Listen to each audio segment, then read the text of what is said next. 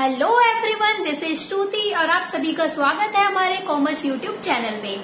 आज की वीडियो बहुत ही खास होने वाली है क्योंकि आज की जो वीडियो का टॉपिक है शायद आप लोग टाइटल में देख चुके हैं, how to solve reading comprehension in first attempt. बहुत सारे लोगों के इसमें डाउट्स होते हैं, बहुत सारे लोग इसमें गलतियां भी करते हैं कि किस तरीके से रीडिंग कॉम्प्रिहेंशन बहुत इजी लगता है सुनने में, लेकिन रीडिंग कॉम्प्रिहेंशन इतना इजी भी नहीं है जितना आप लोग सोचते हैं। आप लोग सोचते हैं कि चलिए आपने पैराग्राफ पढ़ लिया और क्वेश्चन के आंसर्स दे देंगे, लेकिन जो अच्छे कॉम्पिटिटिव एग्जाम्स होते हैं जिनमें लेवल बहुत अच्छा आता है उनमें आरसी के क्वेश्चंस भी बहुत अच्छे आते हैं।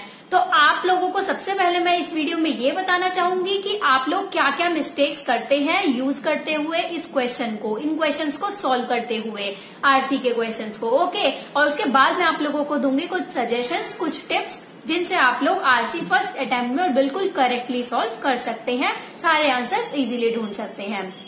तो चलिए पहले मैं आप लोगों को बताती हूँ आप लोगों के मिस्टेक्स। आप लोग जो मिस्टेक्स करते हैं वो सबसे पहली चीज क्या है, आप लोग सोचते हैं कि पैसेज को पढ़ें।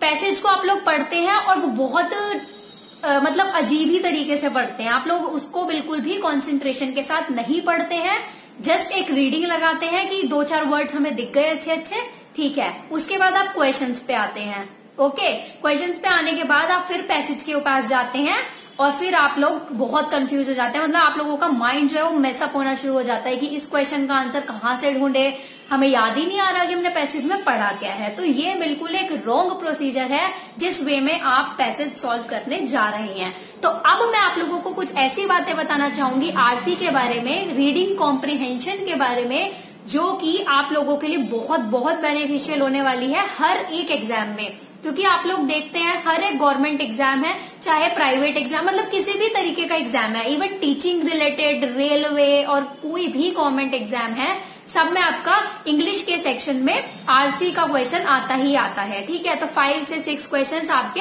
रीडिंग कॉम्प्रिहेंशन के आते हैं। अब आते हैं हम सबसे पहले टिप्स के ऊपर कि कौन कौन सी चीजें हैं या किस वे में आप लोगों को आरसी सॉल्व करना चाहिए। तो सबसे फर्स्ट पॉइंट है उसका, रीड द क्वेश्चंस केयरफुली।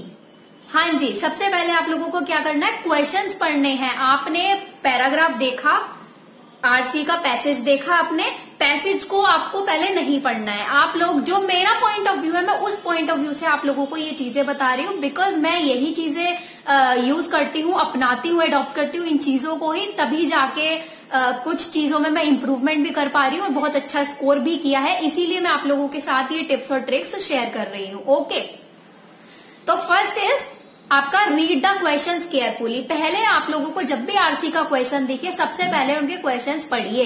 5, 6, 4 जितने भी क्वेश्चंस आप लोगों को दिए हुए हैं, एक एक क्वेश्चन को रीड कीजिए। जब आप क्वेश्चंस को रीड करेंगे तो आप लोगों को इतना तो पता चल जाएगा कि क्वेश्चंस क्या क्या पूछे हैं।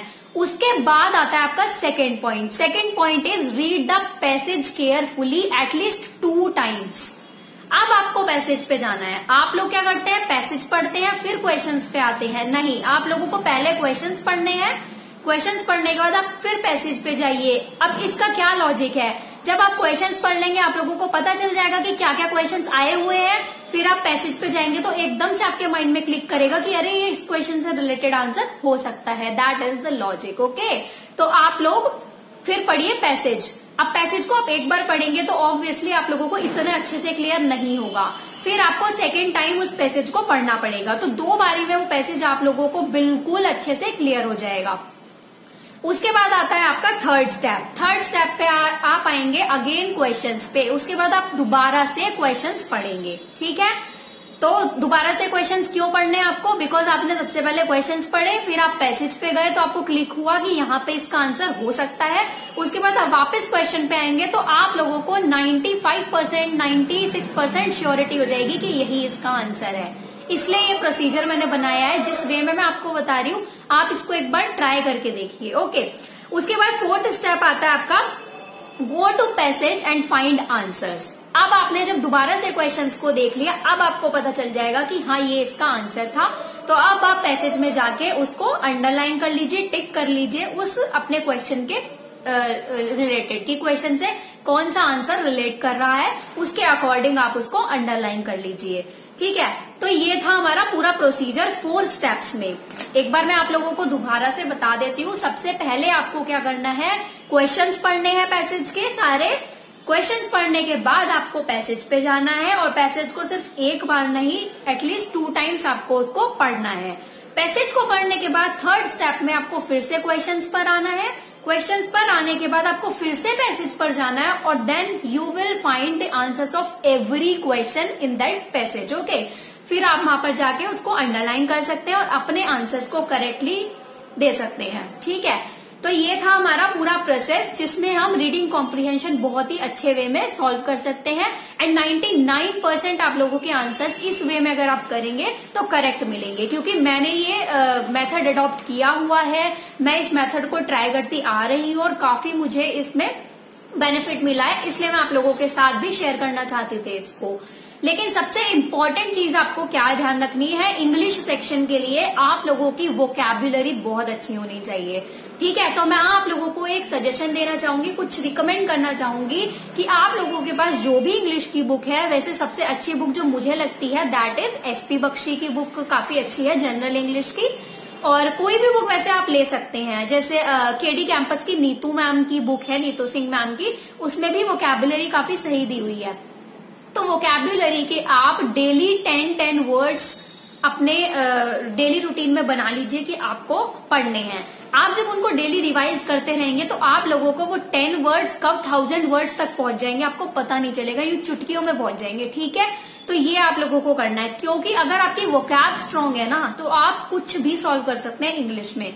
सिर्फ रीडिंग कॉम्प्रिहेंशन नहीं, आपके इम्प्रूवमेंट सेंटेंसेस वाले क्वेश्चंस और आपके एंटोनियम्स, सिनोनियम्स, कुछ भी आप सॉल्व कर सकते हैं। तो इसमें जो की पॉइंट है, जो क्रक्स है इस वीडियो का, दैट इज वोकैब। आप लोगों को अपनी वोकैबुलरी स्ट्रांग करनी है। तो अगर आप लोग चाहेंगे तो मैं आप लोगों को वोकैबुलरी के कुछ वीडियोस बना सकती हूँ अगर आप चाहें। वैसे वो हमारे इस चैनल से रिलेटेड नहीं है, बिकॉज हमारा चैनल कॉमर्स से रिलेटेड है। फिर भी आप लोग चाहेंगे तो मैं कैसे भी आप लोगों को नोट्स या कुछ भी प्रोवाइड करा सकती हूँ। अगर आप चाहते हैं तो आप मुझे कमेंट सेक्शन में बताइएगा। तो आई होप आप सभी के लिए ये वीडियो यूजफुल रही होगी रीडिंग कॉम्प्रिहेंशन के रिगार्डिंग। इस तरीके से ट्राई कीजिए, definitely you will get the best result. तो मिलते हैं अपनी नेक्स्ट वीडियो में कुछ नई ट्रिक्स के साथ। Thank you.